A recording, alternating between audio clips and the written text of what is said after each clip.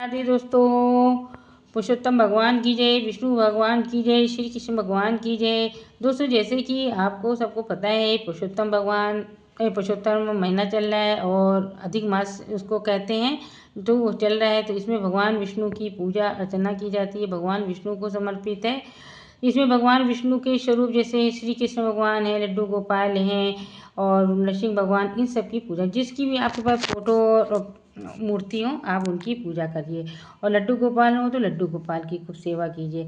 तो पुरुषोत्तम मास की कथा सुनना भी बहुत अनिवार्य है, इसकी कथा जरूर से सुने।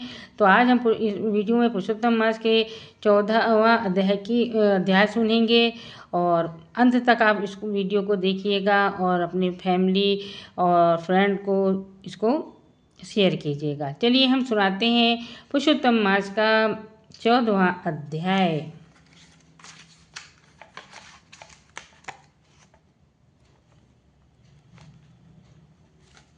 बोलो पुरुषोत्तम भगवान की जय, विष्णु भगवान की जय हो। पुरुषोत्तम मास का 14वां अध्याय, वाल्मीकि मुनि का उपदेश। श्री नारायण बोले, राजा इस प्रकार चिंताग्रस्त रहता था कि एक समय वाल्मीकि ऋषि उनके यहाँ आए। राजा ने जल्दी से उठकर भक्ति सहित उनके चरण में नमस्कार किया। तब वाल्मीकि ऋषि राजा को चिंता मग्न देख कहने लगे, हे राजन, तेरे मन में जो कुछ भी चिंता हो वह तुम बिना संकोच कहो, क्या बात है। दृढ़ धनवान ने कहा, महाराज, आपके चरणों की कृपा से सब सुख है, परंतु हे ब्राह्मण, एक बड़ा संदेह मेरे मन में है। सो उस वन के तोते के मुख से में लगे हुए शूल को आप दूर कीजिए। वाल्मीकि ऋषि राजा को ये वचन सुन बोले, हे राजन, पूर्व जन्म में तुम द्रविड़ देश में ब्राह्मण के घर में ताम्रपर्णी नदी के किनारे उत्पन्न हुए थे।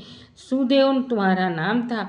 तुम धार्मिक सत्यवादी, जितना मिला उतने ही में संतुष्ट रहने वाले थे। तुम्हारी स्त्री उत्तम गुणों वाली गौतम ऋषि की पुत्री गौतमी नाम से विख्यात थी। गृह आश्रम के धर्म में चलने वाले सुदेव को कितना ही काल व्यतीत हो गया, परंतु उसकी संतानति न हुई। एक दिन आसन पर बैठा हुआ अपनी स्त्री से सेवा कराता हुआ थका हुआ वह ब्राह्मण कहने लगा, हे सुंदरी, संसार में पुत्र से परे कोई सुख नहीं है, क्योंकि तपदान